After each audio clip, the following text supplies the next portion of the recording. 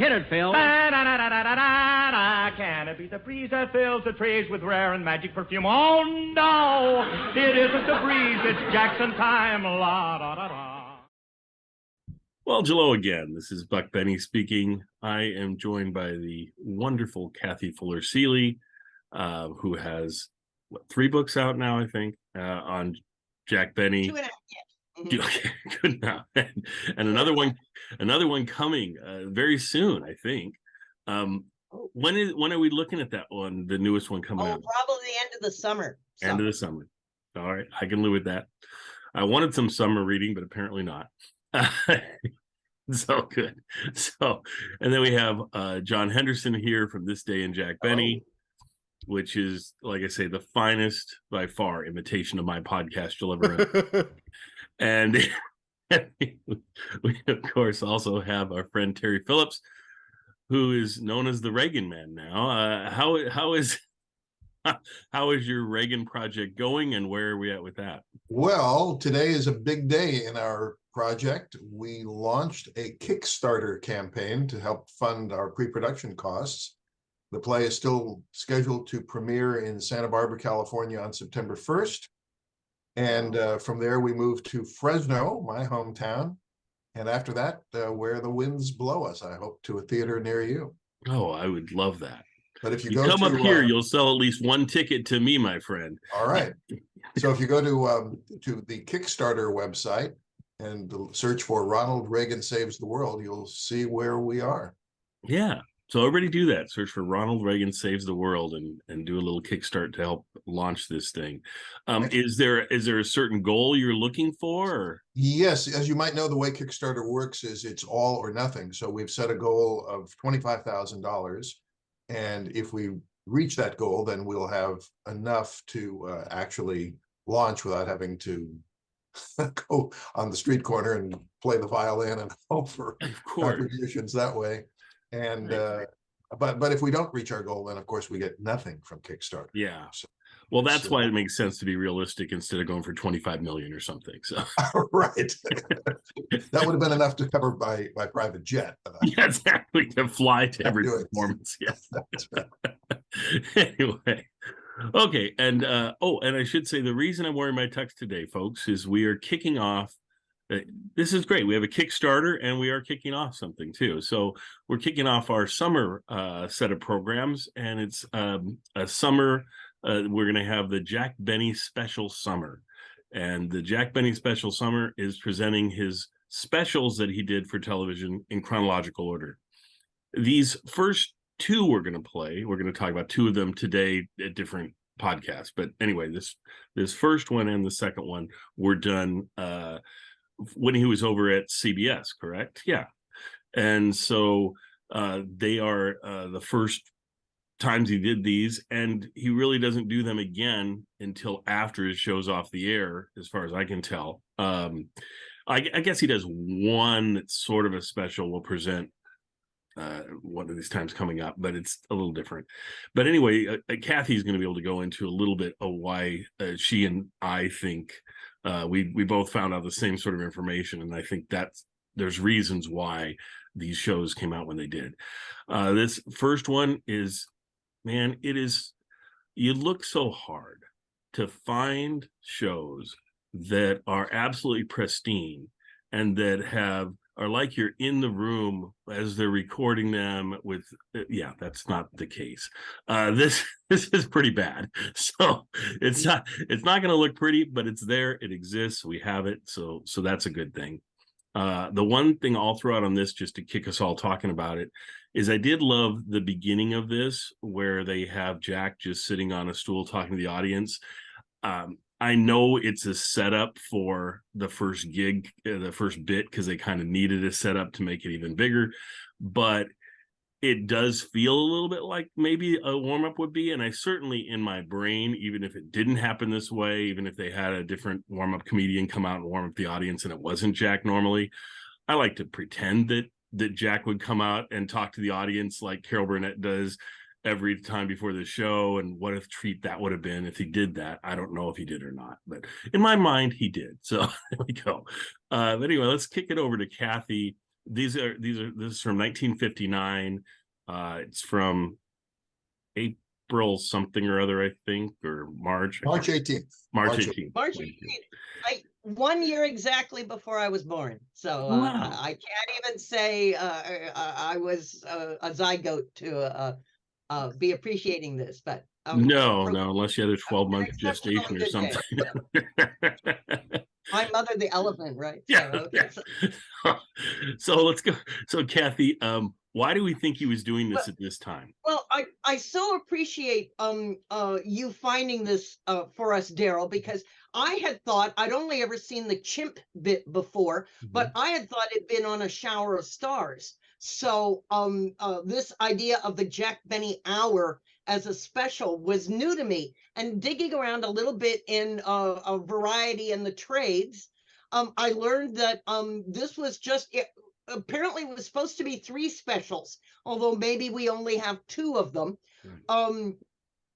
Put together by the Gray Advertising Agency, was able to get 2 of their clients, Ben Russ Watches and Greyhound, a combination made in heaven, together as sponsors to do these 2 extra shows. His regular show was on twice a month at this point, I guess, opposite Private Secretary or whatever, but the spring of 59 was the very last time that Jack was sponsored by Lucky Strike. So this being a J&M production, I can just imagine that Jack went into this deal going, what's my life going to be like in television now that the long sponsorship with Lucky Strikes is over? What do I want to do? Do I want to stay on every other week? Do I want to change?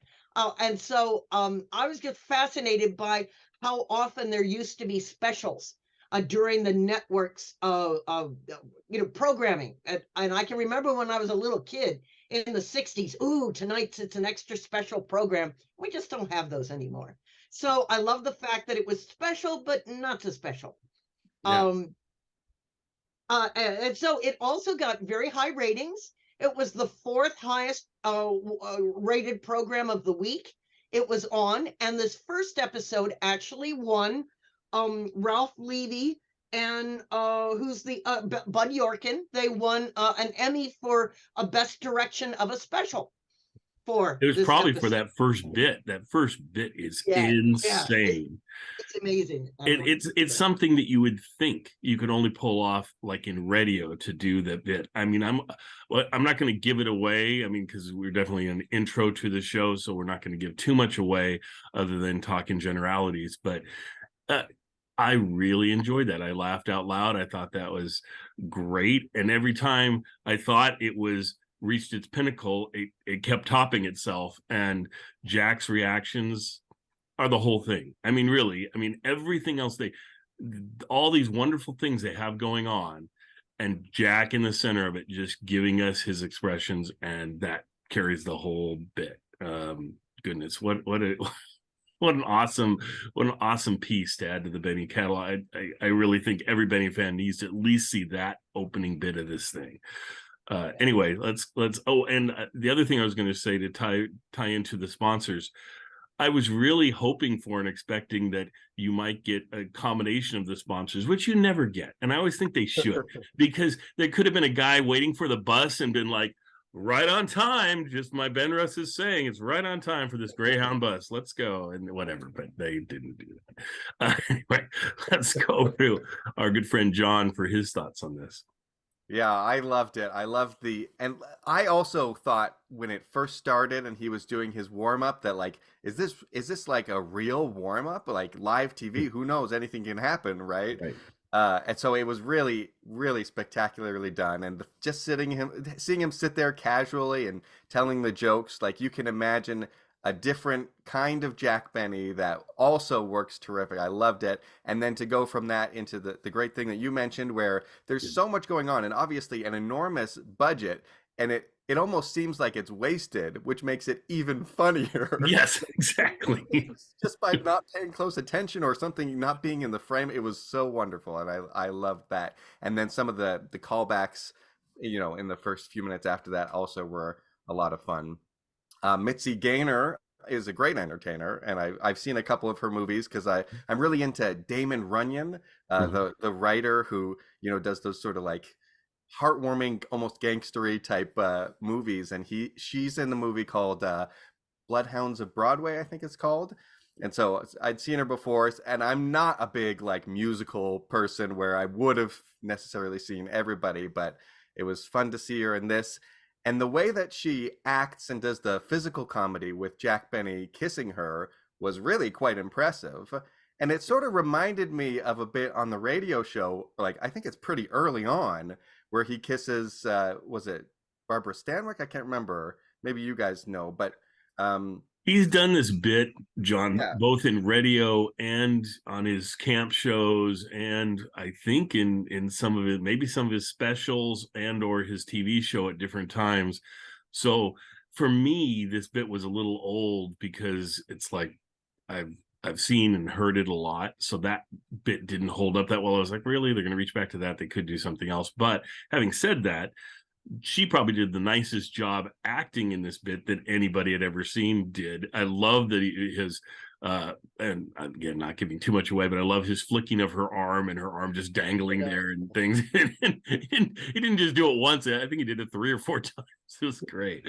But anyway, so that worked for me, that part. Yeah. But, And the thing is, people have such a small memory, I think, when it comes to things like this, where yes. if you can't watch it on DVD or VHS or whatever, then you're not necessarily going to remember it. Right. And the fact that I just think it's fascinating, the fact that he was doing this bit for so many years, and there's so many bits that he does for years and years and years, and they still work.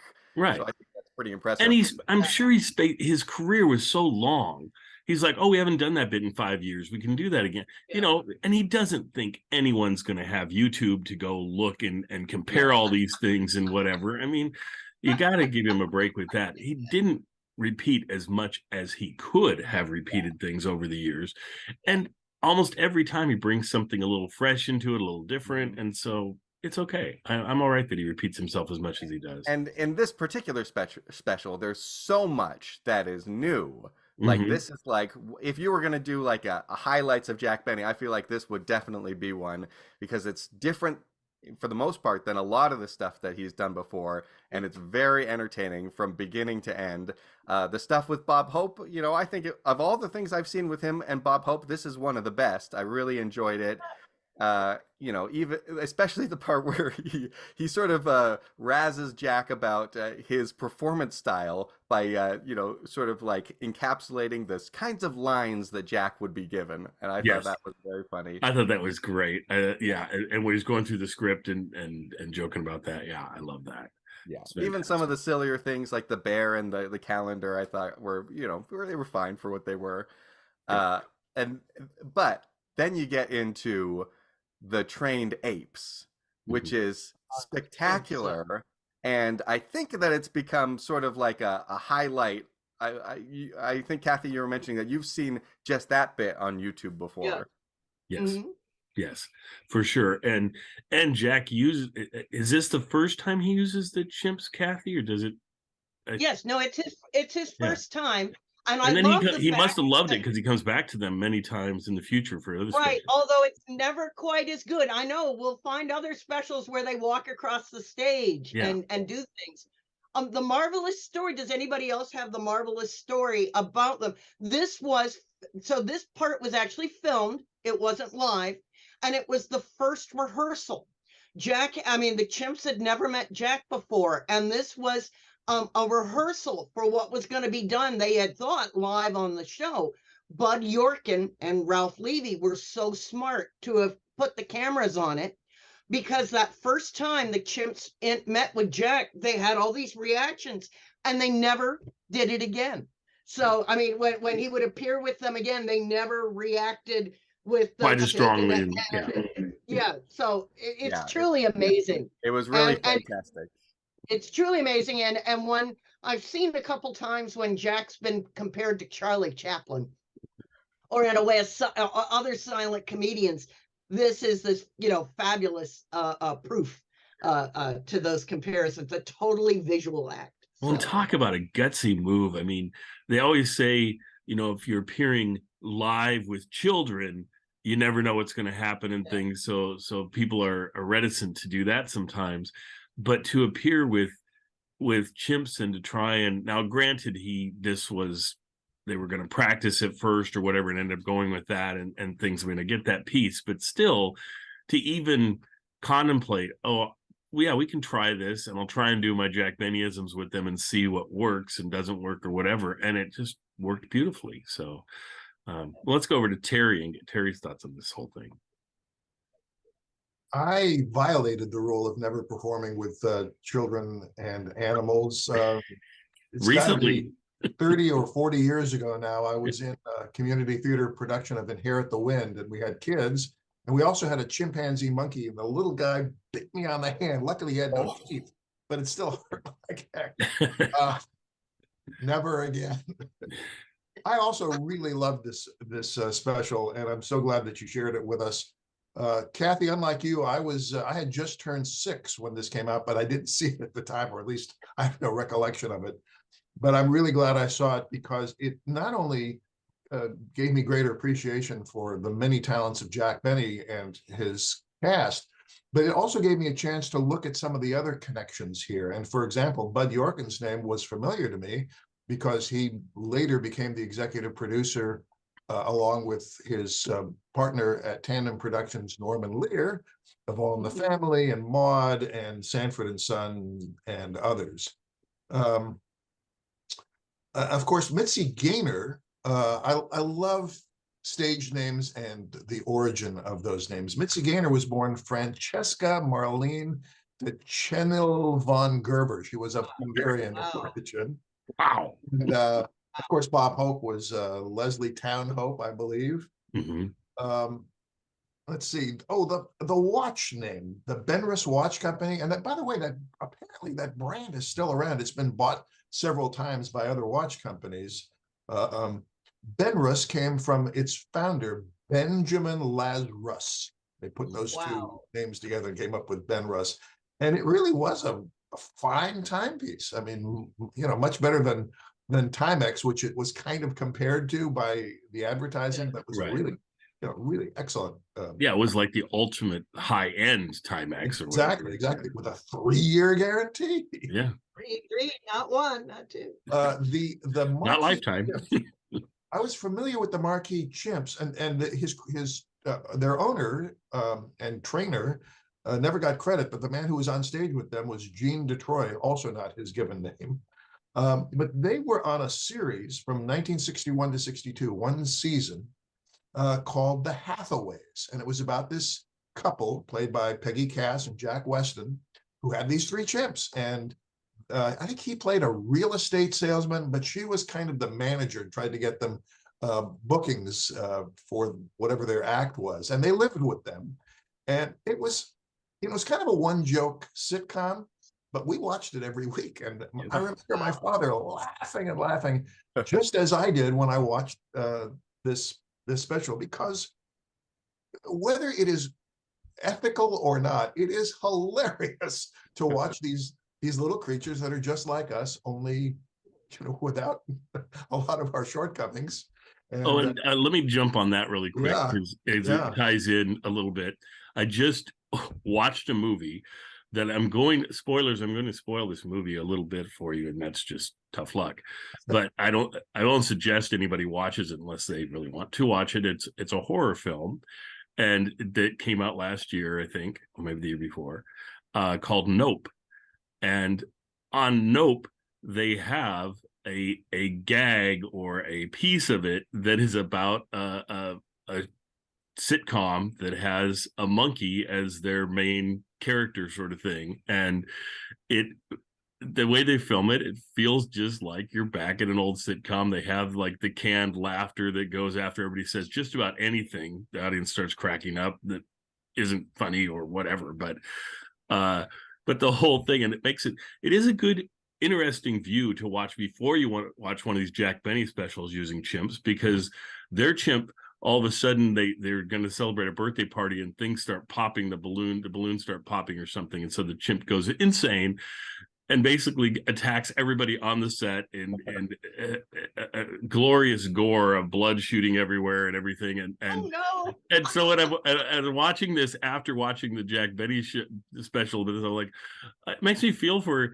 that Jack maybe was putting himself in a little bit of danger being, and after Terry's talking about the chip or whatever, it's like, okay. Well, and it all comes together with Bedtime for Bonzo. So yes. Here, everything's happening. But I do want to say to people, just so you don't get your hopes up or anything, thinking, oh well, that sounds interesting. That's all. It's not the whole movie. It's like just a few scenes within the movie. It's like a little subplot within the movie. Well, and in fairness, it is a Jordan Peele movie, so it's worth the price of admission, even if you pay nothing to see it. But yes.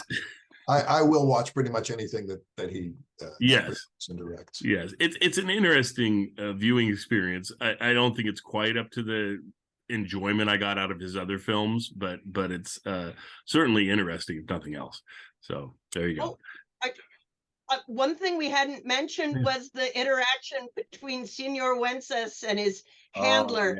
And like Jack's head in the box. It was I love Senor Wences. Again, one of the first times I ever got into old stuff was in the Ed Sullivan Show, and he's a regular on the Ed Sullivan. I would suggest, before you watch the actual special, watch a bit by Senor Wences so you can get what he normally does, because I think it'll make it, even better. Even better. Yeah. And by the way, the Marquee Chimps also were, I think, semi-regulars on the Ed Sullivan Show. I believe it. Yeah. I believe so. Yeah. That's great. I have to say one last thing about Bob Hope. I'm glad you mentioned him. I'd gotten to put that in my notes, but I can't remember the joke. I'm sure our audience will pick it up at the time, but he did ad-lib a little bit. Yes. Really classically cracked up Jack Benny. Yes. It was a really good crack up on Jack Benny's part. And the woman who was with Jack was not holding it together very well either when That's right. Piece happened. Yeah, it Can was I great. put Terry on the hot seat, or whoever wants to answer it, because I wrote down some references, but I didn't have time to look them up. But I bet that you know the answer. So first, now it's a quiz. Johnny Weissmuller. Yes. Famous Olympic swimmer who played Tarzan. Yeah, it's where not the first, Carol Burnett got her maybe yell. the most remembered as Tarzan. Yeah. All right. And his Tarzan yell they used for most of the future Tarzans. It would be because nobody could do it as well as he could, so they would just use a recording of him over the top of whoever was the current Tarzan at the time. So that's right. Yeah. All right. Jose Greco. Jose Greco was a dancer and Spanish. Yeah. He also invented Roman Greco wrestling, I believe, if I'm correct. All right. I've heard not the same as the painter El Greco. Okay. Two different guys. I've heard of the movie Going My Way with Bing Crosby, but I don't know who Barry Fitzgerald is. Barry Fitzgerald was an old actor. And I don't do a good impression of him, but I guess because Der Bingle had aged a bit, that's why Bob Hope makes that joke. I think that's the reason. Okay, and then can you explain the Jerry Colonna mustache? I thought that was hilarious. It was. He was one of Bob Hope's stock company of comedic actors, and he did have a mustache like that. Not quite that big, but almost. And it definitely looked like a Jerry. As soon as he came on, I thought, "Oh, Jerry Colonna's mustache," and then they mentioned Jerry Colonna. So I think that yell that Jack Benny is supposed to do is maybe something that Jerry Colonna had done, but I wasn't sure about that. Yeah, I think so. The last reference, which I have seen the movie The Blob, so I knew that one. But did that come? That must have come out this year. I don't know what year it was, but it had to be in the 50s. Yeah. No, I can tell you. I believe it was 58, the year before this. So okay, so it's like some teenagers, are having a good time, and then this giant red blob starts chasing them and terrorizing the whole city. So it's pretty fun, silly horror, quote unquote. It's funny because almost every ad I've seen for it is a black and white picture of it, and you would think at the time you would play up the fact that it's color. I don't know what they were trying to do with with so many of the ads being black and white, and even now I think it's streaming on HBO Max. I just watched it a few weeks ago, and their picture of it is black and white. I was going, oh, I guess it's black and white. I don't remember. And then I started playing and it was like color, and it's and so it's got a fantastic opening theme song. Beware of the blob. yes. I love Well, that. John, since you had a quiz, I have one. Okay. I've never seen the movie that Bob Hope was really pushing hard, really selling. Oh, It came yeah. out this year. Alias Jesse James. Anybody know anything about that movie? Sounds like it must have been a disaster. I know he didn't push it hard enough, apparently. So Yeah, the fact that we haven't heard of it shows that it maybe was not his biggest hit. I don't think it had Bing Crosby with it. It wasn't a road picture. Or anything, No. so. And I, as a side note, I did love the fact that apparently this was Mitzi Gaynor's first live television appearance. Right. I must think I consider her on TV when I'm thinking about the Beatles, because she is the big name on their second appearance when they're down in Florida, and Hollywood's Mitzi Gaynor comes out and sings rhythm and blues tunes, and it's a bizarre matchup. Yeah. Between the Beatles and Mitzi on Gaynor, Ed Sullivan. yeah. So she was 20 something in this television program. For a guy who just turned 70, thank you very much. I thought Jack Benny for 65 looked terrific and didn't just look good. He was really physically quite, limber, and He did his little leg kick thing that he does. That's right. He does that over and over again. Recently, I don't know why. I've been watching things and he's done it in almost everything I've seen lately. So I'm like, okay, I need to get that kick down. That's kind of cute. So Yeah, I thought it was the first time that she does a costume change. It really surprised me, and then I started looking for it. And I don't know if the first one didn't have a cut. I feel like it didn't. I don't think there was a cut, John. I think because she was so close to the camera, I think there were dressers around her doing that. Because it wasn't her top; it was just her. Yeah, the other two, there was a cut. Although I don't know if they needed it, but I did notice there was a cut. But that's a great thing about this program, because it feels very live, even though it is technically edited. Yeah. I'll have to go back and look for that. You might be right. Maybe I was on the ball, just like any cut, and there's a change in angle right before. Okay. All right. Well, I think it's cool that even at this late time, Jack is getting people. I mean, the fact that like we famously his first big one was probably Marilyn Monroe coming over on his show. But even at this point, his team is like trying to get people to come over and do their first television appearance that are known for their films and things. And they got Mitzi Gaynor this time, and you never know. I mean, they're always like when they got Marilyn Monroe, she was a huge get, but her legend would even be bigger than that. And so I think if you get these younger actresses, especially to be on your show, you're like going, well, who knows? Maybe in 5 years or 10 years they'll be huge, and will be one of the things that they appear their first appearance on television. So, and Kathy, wasn't this still a time when Hollywood studios were discouraging their performers from appearing on television? Oh, you bet. Because attendance is just dropping and dropping and dropping, and they're so very jealous, and trying anything to keep the movies different from TV. So maybe Blob this was did kind very of a well. courageous. So. Maybe this was kind of a courageous thing for Mitzi Gaynor to do. I think the fact that it's a special and not a regular episode, perhaps. And what was Bob's movie called? Alias Jesse James? Yeah. So yeah, I believe the Blob and Alias Jesse James were the 1 and 2 hits of that year, if I remember right. There you go. There you go. Well, clearly Bob Hope was bulletproof. No matter what disasters he made, he was still Bob Hope. Yeah. Oh yeah. Yeah. Well, and then he would try and latch on to things like the whole Jesse James meets the Blob that they had to find the next year just didn't catch on. I don't know.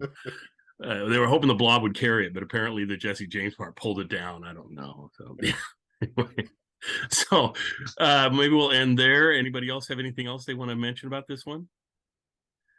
Yep. just a fun Enjoy. show. Get past the fact that the picture quality is not great.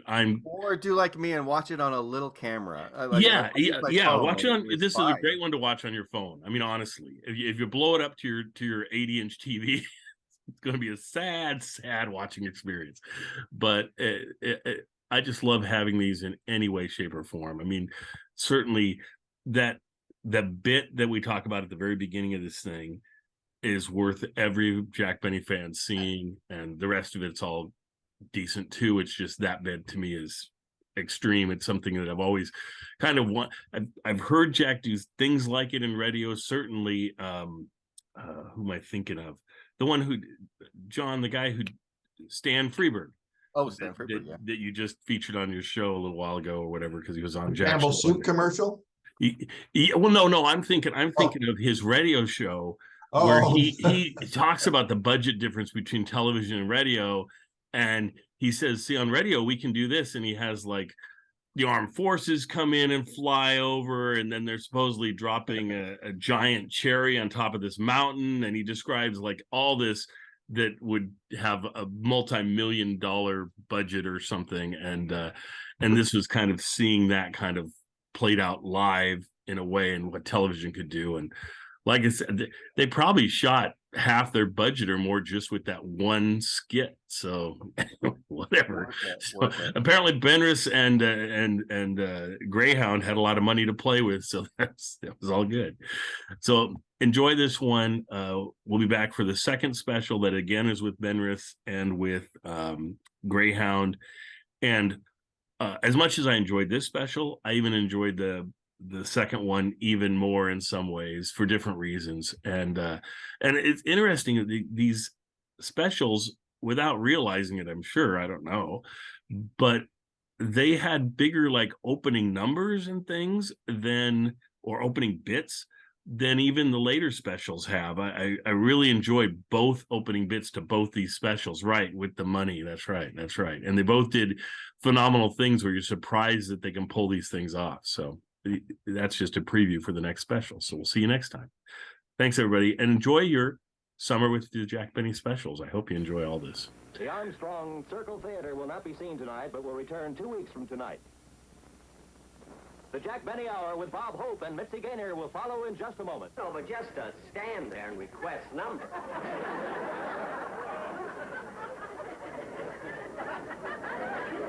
You know, you wouldn't mind if they had an orchestra like Guy Lombardo or Harry James, you know.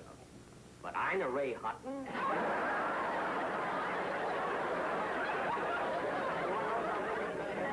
You sound like you're going to be a real good audience for this show. And that's why I like to come out ahead of time, ahead of the show, and do these warm-ups. You see? Then, you know, it gets the whole audience. Oh, you want a picture?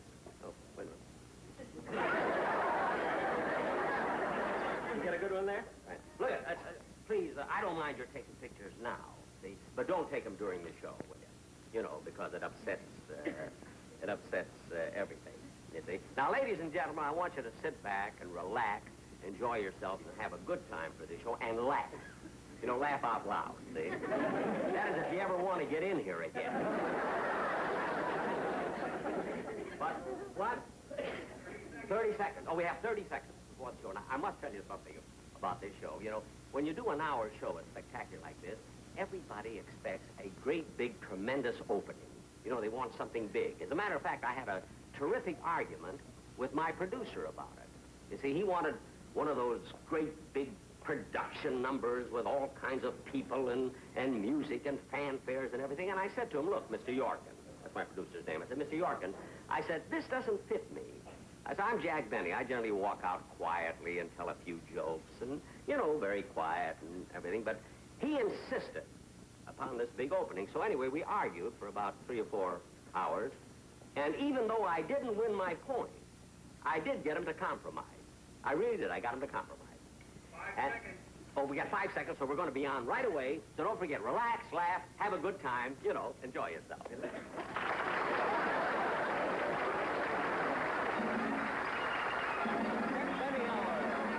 Starring Jack Benny, with his guest star, Mitzi Gaynor. Senior Wesses, the Marquis family.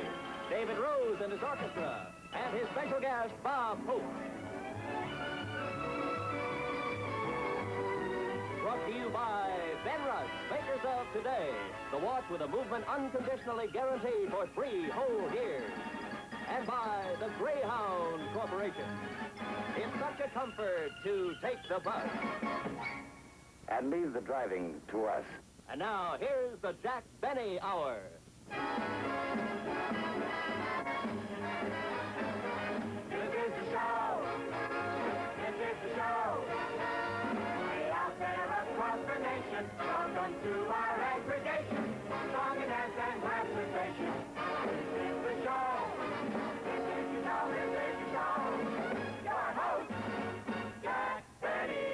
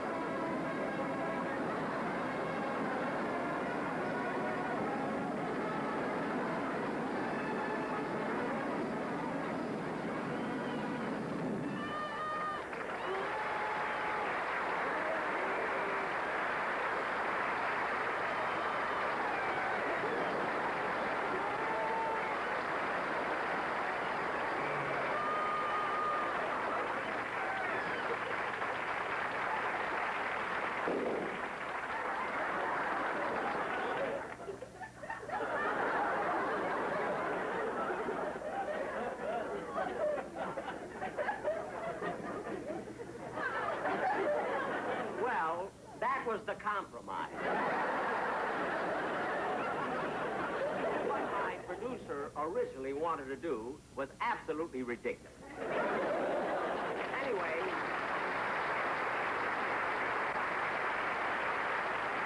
ladies and gentlemen, on behalf of my 2 sponsors, Ben Russ Watch and the Greyhound Bus Company, I want to welcome you to our special hour show. Now, I must tell you another thing that my producer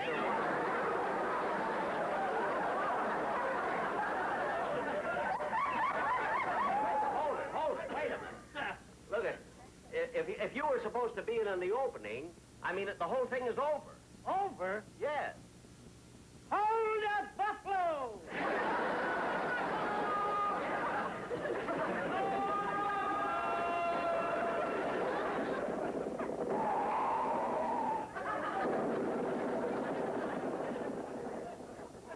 Glad they turned him around.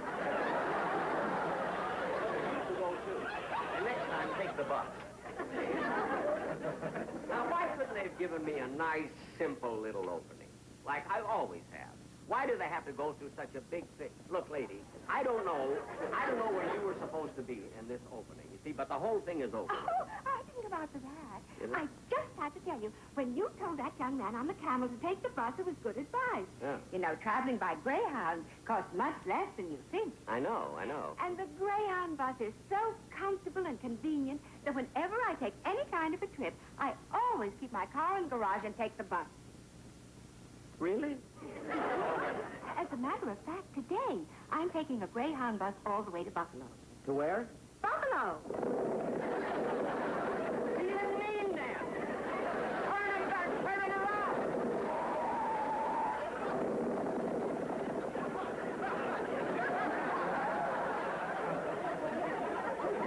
You get killed on this. That's a lady. That's a beautiful dog you have there. What's her name? Oh, I better hurry or I'll miss my Greyhound bus. She has a long name for a dog.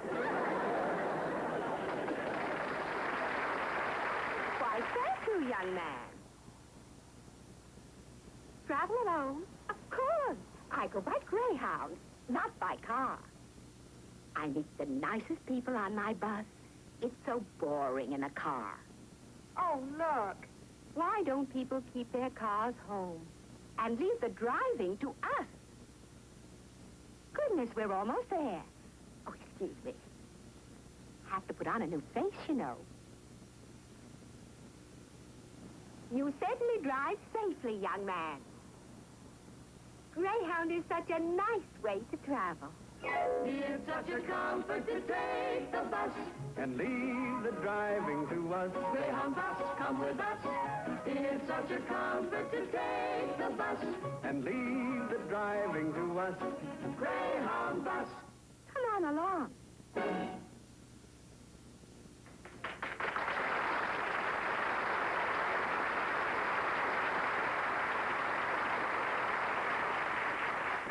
Now, as I started to tell you before, you see, my producer wanted this to be a real classy show. So instead of my coming out in a street suit like this, he wanted me to wear a white tie and tails. And he had perfectly good reasons for it, because he figured that white tie and tails, you see, would add dignity to the show and make me look a little more sophisticated. Plus the fact that at my age, the stiff shirt would sort of help hold me up. So I argued with him about that, too, and we compromised, you see. He let me wear this plain street suit, but he made me put starch in my underwear. So I do feel kind of held up a little bit, you know. And now, ladies and gentlemen, it gives me great pleasure to present my first guest star, a young lady who is making her debut in live television, Miss Mitzi Gaynor.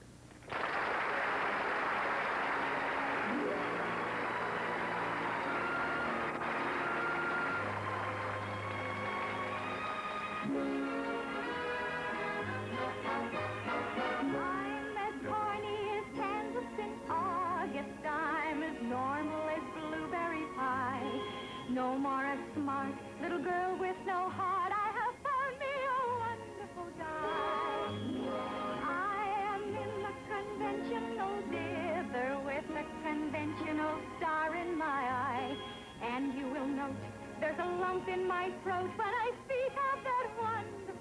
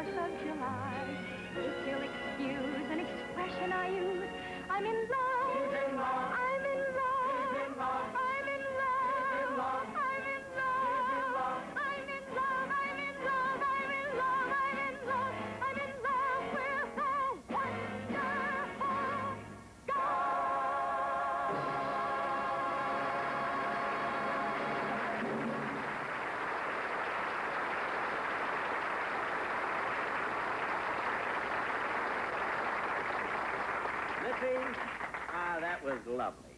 And I can't tell you, Mitzi, how thrilled I am that you're on this show with me. Oh, thank you so much, Jack. But you know, live television is so confusing and new to me. I hope I don't do anything wrong. Oh, you won't. It's awfully, awfully frightening with all these different cameras and all the people running around with those little things stuck in their ears. We don't have complications like this when we make pictures. I know. See, I haven't made a picture in years. You mean not since the, Yes. That's not the reason I quit, I think. Let me tell you, when I made pictures, Mitzi, now, I always pan one of them. That one that I always mention. But I really have made a lot of good pictures. The only thing is, when I was making movies, I didn't have that, what's that word I'm trying to think of? sex appeal?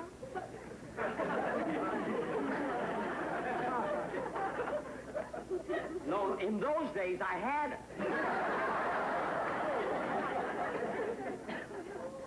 No, I'll tell you what, you see, I was more of a comedian and an entertainer than an actor, you see. I didn't have that emotional maturity, see, to portray a motivating character. I was amateurish and stiff and awkward. Oh, Jack, for heaven's sake, you're your own worst critic. I was quoting Luella. And at that time, she was my best friend. Jack, I want to tell you something. What? When I was making South Pacific, I asked the studio to put you in the picture with me.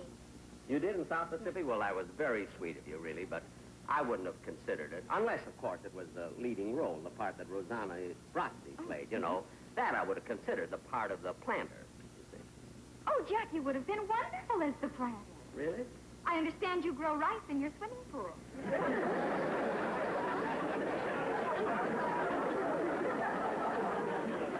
Now, who told you that I grow rice in my swimming pool? Huh? Who? Well... So what? Well, I heard You a got a story. cute face. Well, what? I heard a story, but I don't believe it. Well, what? What is the story? Go ahead. Well, go ahead. What? Who? What? Well, I heard that last year a chicken fell into your pool. You turned on the heater and had the whole neighborhood over for soup.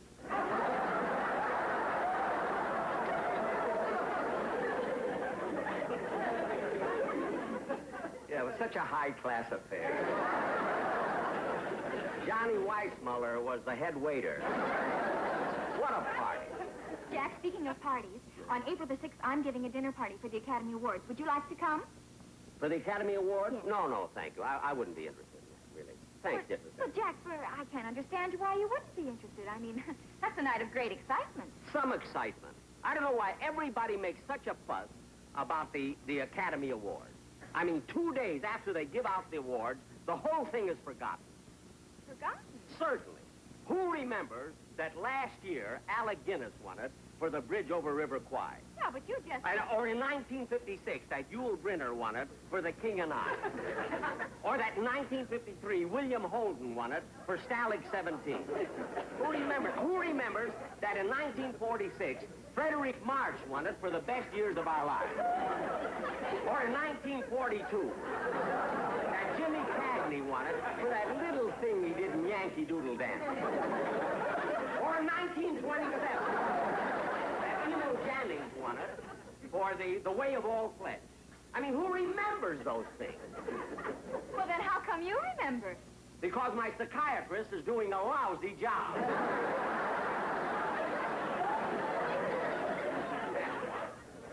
Anyway, let's forget about the Academy Award. Now, look, Mitzi, you know what I'd like to do? I'd love to do a song with you. I really would. And I have a number here. Thank you very, very much. Here's a number that I think we could do together. It'd be kind of a cute number. Then I'll tell you later why I wanted to do this. You see. Do you know this song? Yes, I do know it, Jack. But you see, it's not a duet. It's a solo for a girl. Well, what's the difference? Nobody will know the difference. We can do this together. But you know the song. Dave, could we have a little music for this one? And give us a second. Yeah. Give it, Anna, Mitzi, it'll be just one. Now, don't worry.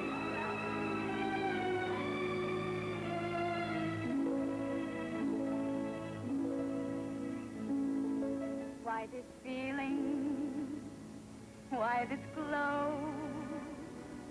Why this thrill when you say hello?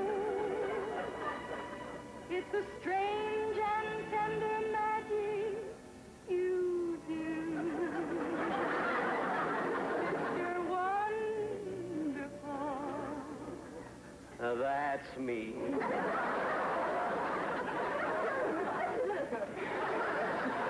Why this trembling when you speak? Why this joy when you touch my cheek? I must tell you what my heart knows is true. Mr. Wonderful. That's me.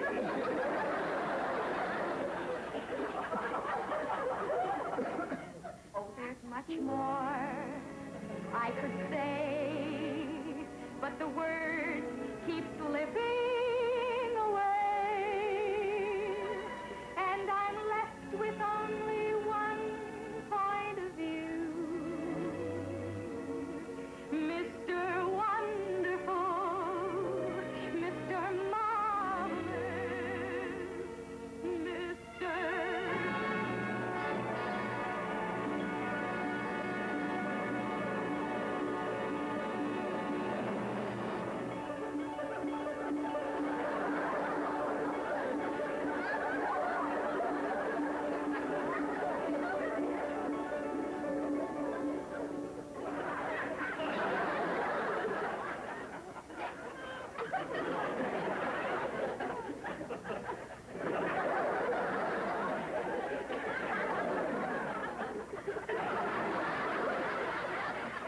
That's me.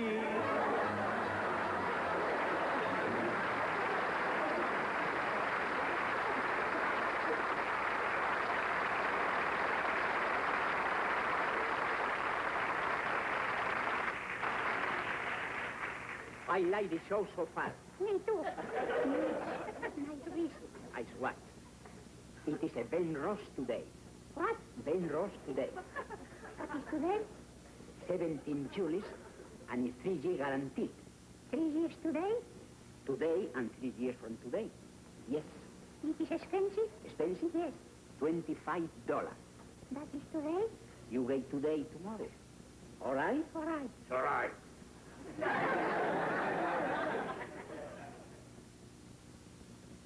This is today. The new Penrose watch, unconditionally guaranteed for 3 years.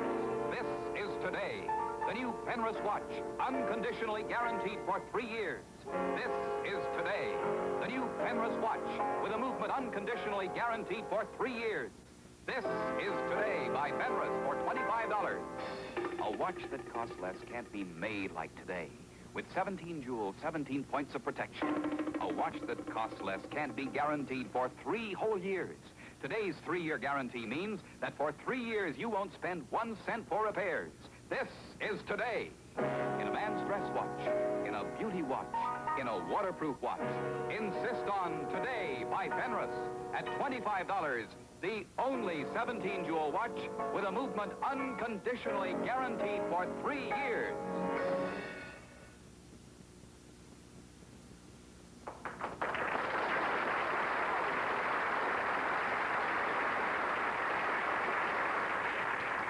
Now, Mitzi, the reason I kept you out here all during this commercial, you see, is because, well, I wanted to explain something. You know, as a rule, I never butt into anybody's act or work with them. I let them do their act, and that's all, you see. But I'll tell you what happened. This is Bob Hope's fault. You see, Bob Hope gave me this advice. I was over to his office about a week ago, and he told me to do, I'll tell you exactly.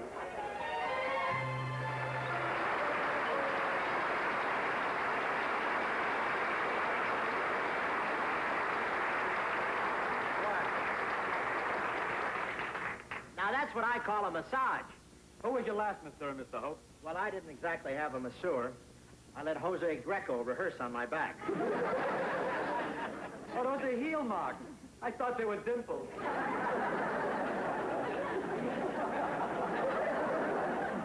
Cold hands aren't enough. He's got to tell jokes yet.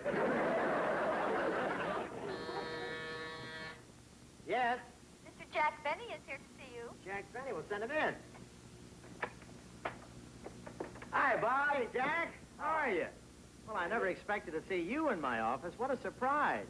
Well, what's so surprising about it? Well, I'm on the second floor and there's no elevator. The building next door has one. I came across the roof. Now, Bob. Well, goodbye, Mr. Hope. I'll see you next Tuesday. Oh, fine. Bye, Mr. Benny. Goodbye, Dr. Burton. Dr. Burton? Yeah. Jack, he's no doctor. Bob, you know that, and I know that, you see. But until the Blue Cross finds out, they're paying for all my massages.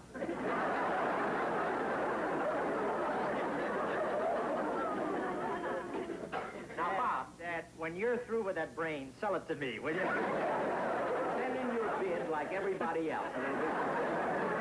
Now, Bob, the reason I came over to talk to you was about the... Excuse me, Jack. Excuse me. Hello, this is Bob Hope coming to you from Hollywood, California. Hollywood, the only town in the world where when you hear high heels coming down the street, it's a cowboy. Yes,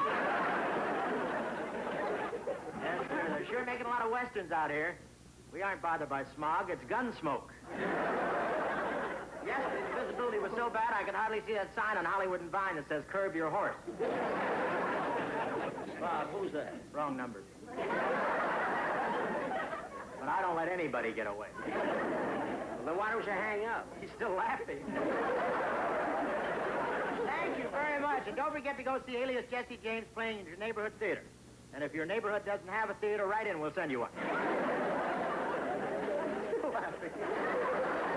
Now, Bob, the reason I came over to talk to you was because, you know, about your appearance on my show, my hour show on Wednesday night. Now, did you read the script? Well, you know, I didn't get a chance to finish it. Look, Jack, why don't you make yourself comfortable while I glance through the rest of it, huh? Okay. Dee-da-da. Don't sing. I haven't been well.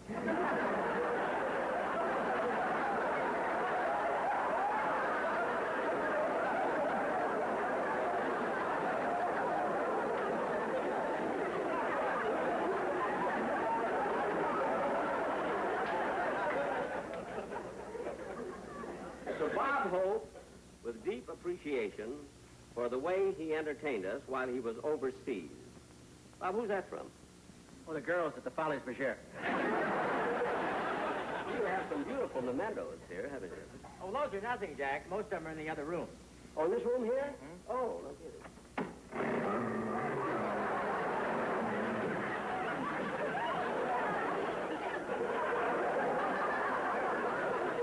Bob! What was that? It's a little souvenir I brought back from Russia. I mean, if you're going to have a bear in the office, at least have it stuffed. You'd taken one more step, it would have been.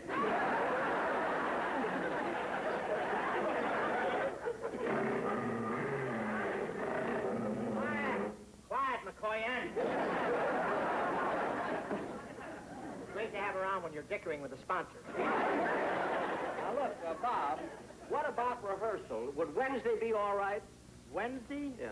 Well, I think that might be. Wait, I'll look at my calendar.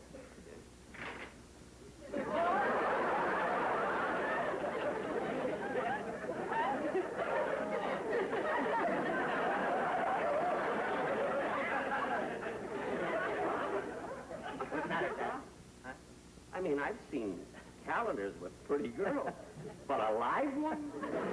Yeah, Dad told me to make every day count.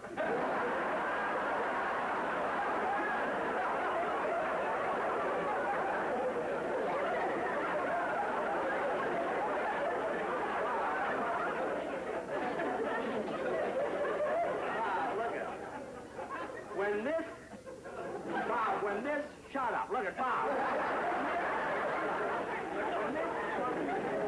And you're through with it. Do you mind if I, you know... Just put in your bid like everybody else. I guess Wednesday will be all right, Jack. Oh, fine, fine. Okay, Jack.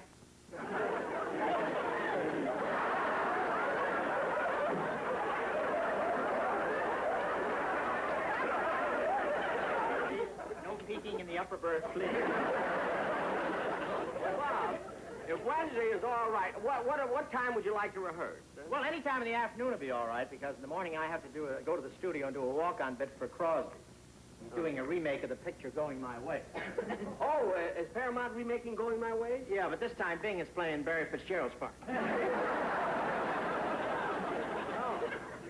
Hey, this is the script, huh? Yeah, that's it. That's it, Bob. Has the sponsor seen it? No, I haven't shown it to her yet. Oh, good. Then we can still save it. Hey, what are you talking about? This show's going to be great. I've got a wonderful cast. Jack, I know you've got a wonderful cast, but you're supposed to be the star, and you're not doing anything in the script. I'm not? No, listen to the lines you've got in the script. Well, but. Now cut that out. Yeah, I skipped that one. That's on the next one. Jack, your dialogue in this entire script wouldn't make a 75-cent telegram. But, Bob, Jack! They're not going to pay you just to stand there, look at your audience, fluttering those baby blue eyes. That's my trademark. You know the way. Nobody looks at an audience like I do. These days, there'll be nobody out there to look back. They want you to do things. You got to be on the stage every minute. On the stage every minute? Yeah. Well, this might sound ridiculous, but, Bob, don't you think there's a remote possibility that they might be getting too much Benny? Jack, at your age, what are you saving yourself for?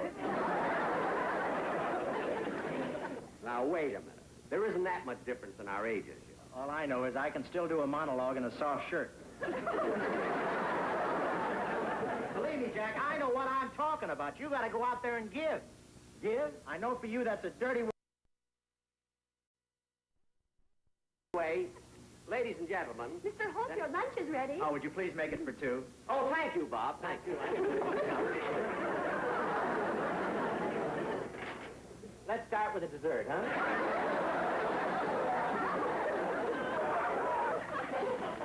Anyway, ladies and gentlemen.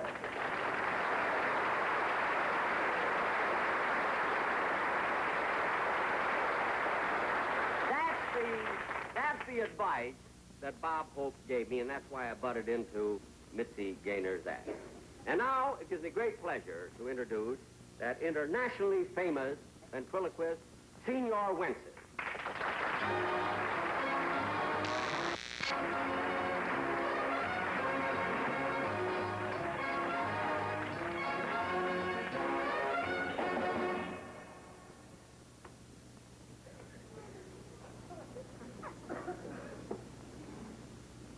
What?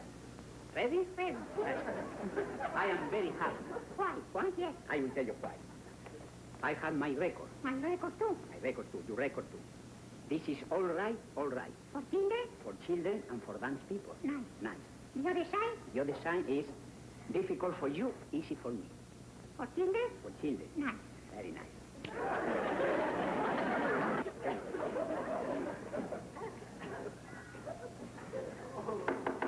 Are you ready? No. Eh? No. No? Not yet. Not yet? No.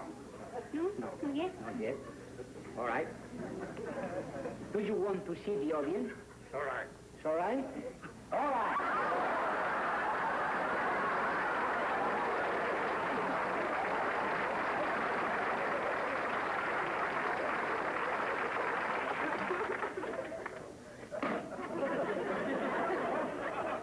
Remember, tomorrow morning? Tomorrow morning? Yeah, we have very big rehearsal. Yes. Yes, don't forget. No. No? No. No? Sure. Okay. It's all right? All right. And it's very simple. Yeah. Yeah. You rehearse it like that. Quick, eh? Quick. Quick. You remember so? Yes. Sure. Like that, see? La ron la lori, la ron la lora, la ron la lori, la ron la lora. Repeat. La ron la lori. I like it. It's all right? Okay.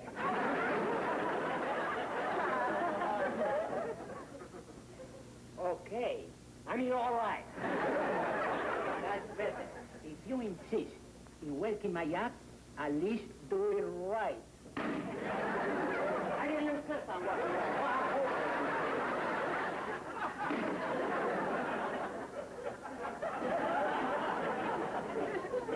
Well, stop using my words. All right? Okay.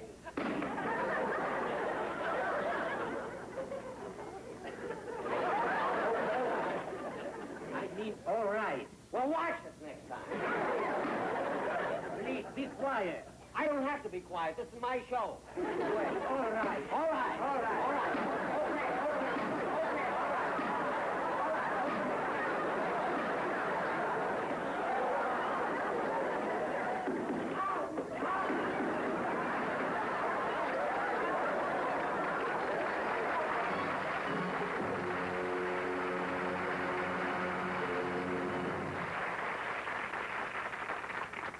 Out! Let me out! Mr. Wences, let me out! Darn it. Now, ladies and gentlemen, we're going to do a big production number. See what a beautiful face, lovely figure, beautiful legs. And I have to be nailed here in this box.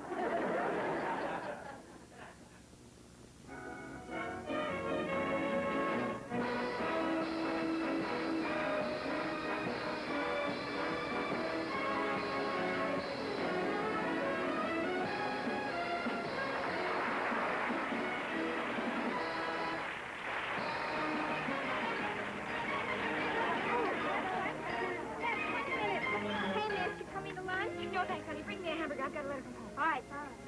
Yeah. And at Helen's birthday party, everyone was talking about you, dear. Dad and I are so proud of you, and we're so happy that your wishes have come true. Show business must be so exciting and glamorous. Oh, I can just see you in all those pretty dresses. By the way, dear, you remember Miss Mitchell, your dancing teacher? Well, she was at the party, and she told me that at your very first lesson, she knew that one day you would be a big star on Broadway. Oh, we're all so thrilled for you, darling, and we hope that you'll make it through.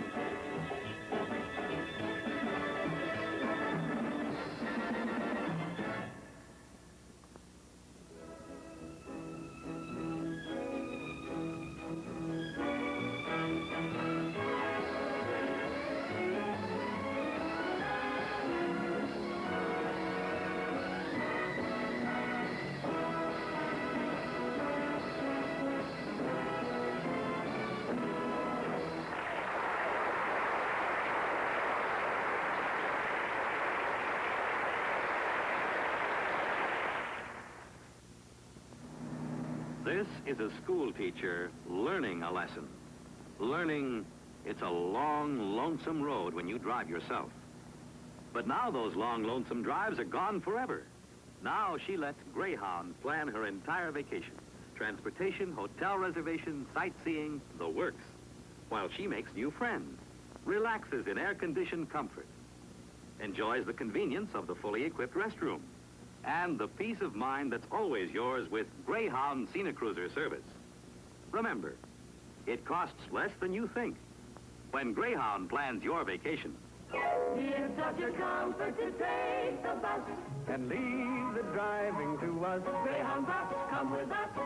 It's such a comfort to take the bus And leave the driving to us. Greyhound bus.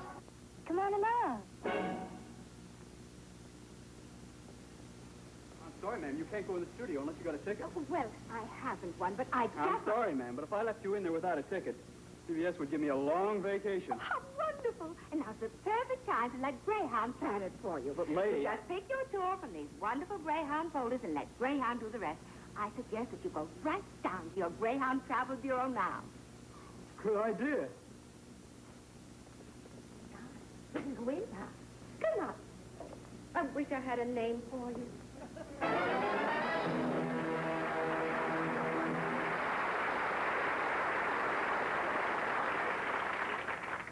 And now, ladies and gentlemen, I'd like to present...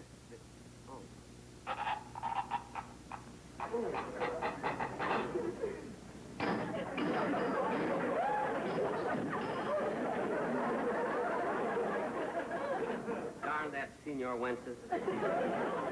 And now, ladies and gentlemen, I'd like to present perhaps the most novel act in show business, the Marquis family.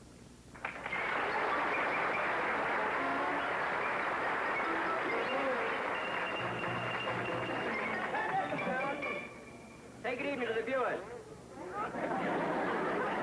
Have a look around. You might see someone you know. All right, come over here and sit down. Sit down there and don't move, eh?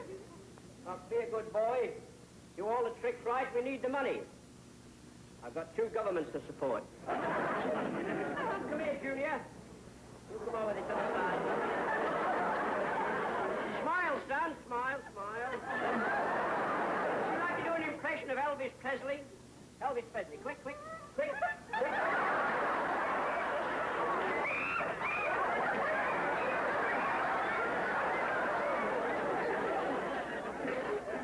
Don't overact, son. Don't overact. Here, you come over there and sit down. Where's the other one gone?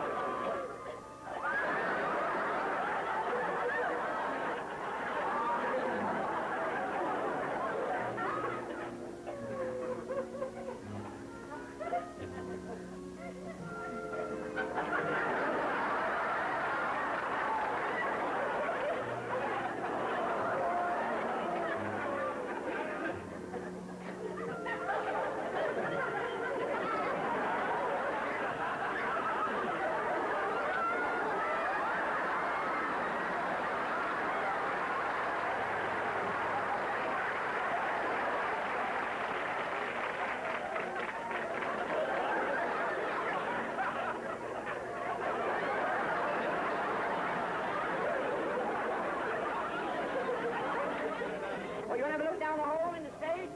Have a look down the hole, you'll see the girls' dressing room. All right? Don't look down the hole no more. Come down here and sit down. All right? Don't look down the hole.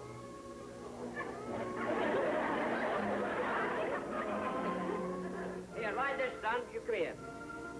Up. Ride the bike. All right? Don't play around. They might think you're a monkey.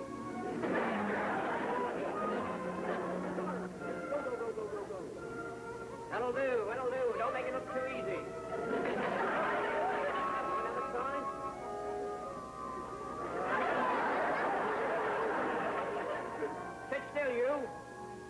on, you.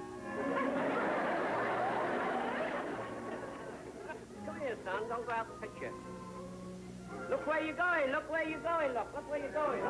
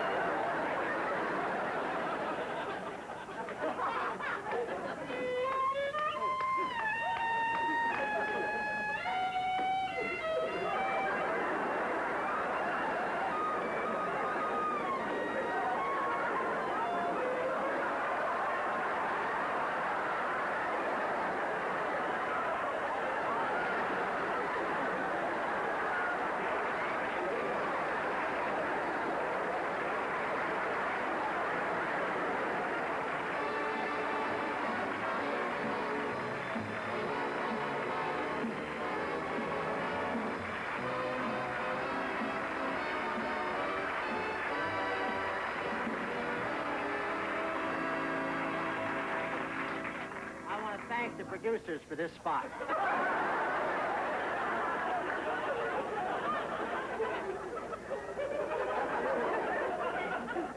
Imagine following four monkeys.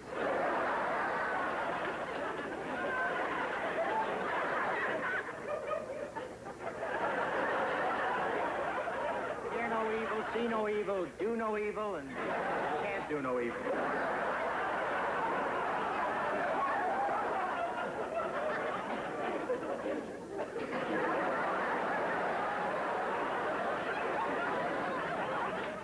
Monkey right in the eye.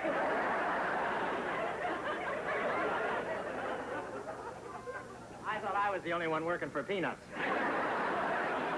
Anyway, I want to say that that's the way this month has been, for me anyway. Jack Parr's on the cover of Life magazine, Steve Allen has 3 articles in Look magazine, and I end up as an X-ray in the medical journal. X-ray, I got an offer from the auto club. No, I asked them to show me the X-ray of my brain, but they said it wasn't developed yet. I got back here to Los Angeles just in time for the big charity premiere of my new picture, Alias Jesse James. We held it out in Westwood Village, and I wish you could have seen the stars arrive there. They were wonderful, really. Bill Holden pulled up in his Buick. Kim Novak drove up in her Buick. Tony Curtis and Janet arrived in their Buick. That's what they came in, unless I want to walk. Picture, Alias Jesse James at Paramount. It's my first picture there in years. When I walked in, there was a big celebration. They built a huge bonfire in the middle of the lot, and my makeup man threw himself in.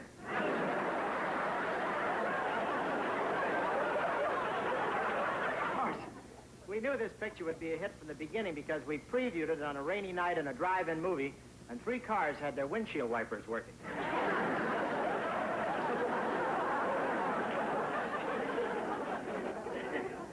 Let's get the monkeys back, huh?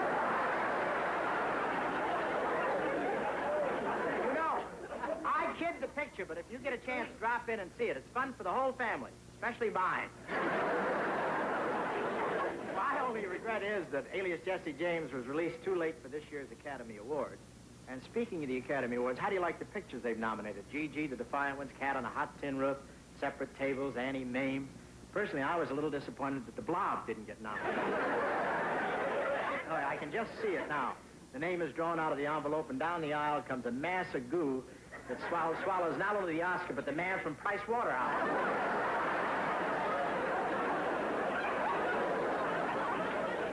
But they do have a wonderful selection of pictures.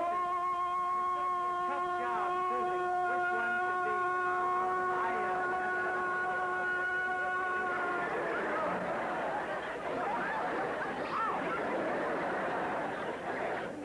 Doing Kelowna. What is this? What is it supposed to be? Well, I'm doing what you told me to do when I was in your office. You told me to get into everybody's act, so I got into yours. Jack, I've changed my mind. Well, why? You yourself told me that it was impossible to get too much Benny.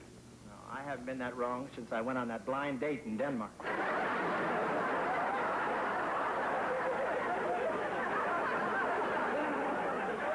Bob, I even went into Senor Wentz's act. When I stuck my head in that box, I was tremendous. I know. I've seen better heads thrown away at the Fulton Fish Market. All right. Never mind. All I know is I got a lot of laughs. Sure they laughed. I told you what to do. Oh, you told me what to do. I've been doing these things all my life. I think you're flipping your lid. Oh, Are you what are you kidding? I'm the one who You're told the one. Jack. Well, what about you? What have you got to say? Well, I only wanted to say, everybody loves to take a bow. Now, this is my show, so let's be sensible. Jack, you know I'm indispensable. What I gave you made you what you are. And please don't mind if I remind you that Miss Gaynor's the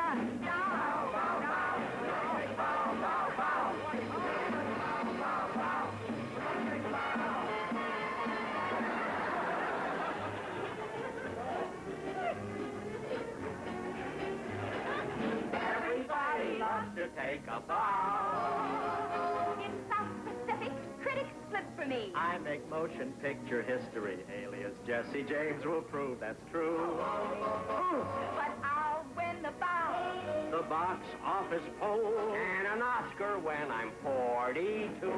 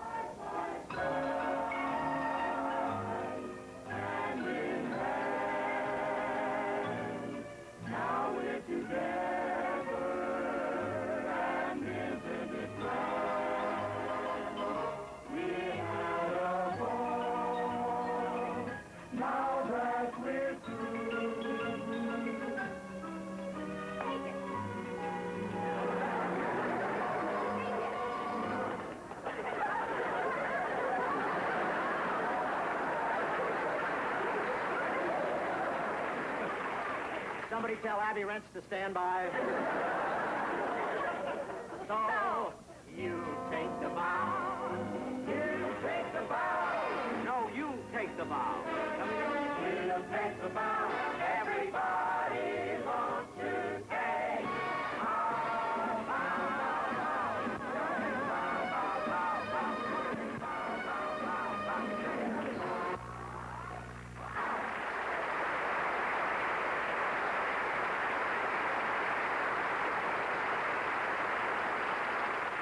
This is Today. The new Penrose watch, unconditionally guaranteed for 3 years. This is Today. the new Penrose watch, unconditionally guaranteed for 3 years. This is today, the new Penrose watch, with a movement unconditionally guaranteed for 3 years. This is today by Penrose for $25. A watch that costs less can't be made like today. With 17 jewels, 17 points of protection. A watch that costs less can't be guaranteed for 3 whole years. Today's 3-year guarantee means that for 3 years you won't spend 1 cent for repairs. This is today. In a man's dress watch, in a beauty watch, in a waterproof watch.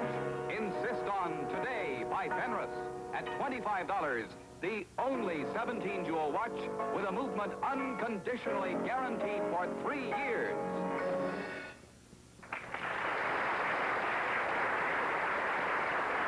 Thank you. Thank you very, very much, ladies and gentlemen. And I would like to announce now that the... What happened to him? He shouldn't have taken the job. He doesn't know how to swim. Oh, that's a shame. Why, this is wonderful. Oh, is he all right? Well, I don't know about him, but the watch is still running.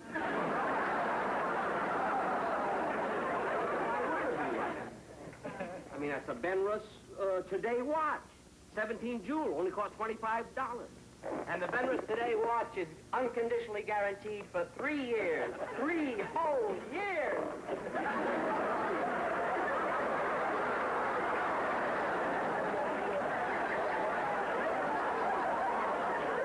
This suit is only guaranteed for 1 year. Ladies and gentlemen, I want to thank Bob Hope, Mitzi Gaynor, Senor Wences, the Marquis family, and David Rose and his orchestra for their contribution to this show. And next Sunday night, on my own show, on my Sunday show, my guest stars are going to be Edgar and Francis Burton. Thank you very, very much.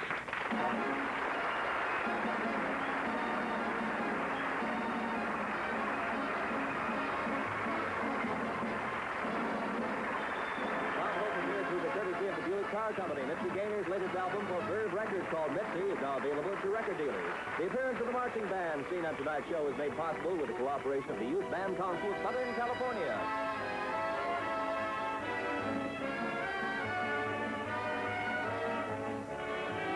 The Jack Benny Hour has been brought to you by the Greyhound Corporation. It's such a comfort to take the bus.